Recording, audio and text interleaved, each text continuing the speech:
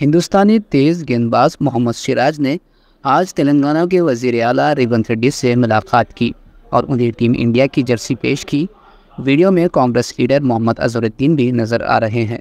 हाल ही में हिंदुस्तानी तेज गेंदबाज मोहम्मद सिराज का हैदराबाद में क्रिकेट शायकीन की जानिब से शानदार इस्तकबाल किया गया जब वो टीम इंडिया की ICC T20 वर्ल्ड कप जीतने के बाद शहर वापस आए।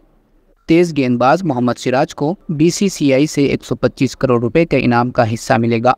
मोहम्मद सिराज समेत 15 खिलाड़ियों में से हर एक को 5 करोड़ रुपए मिलेंगे।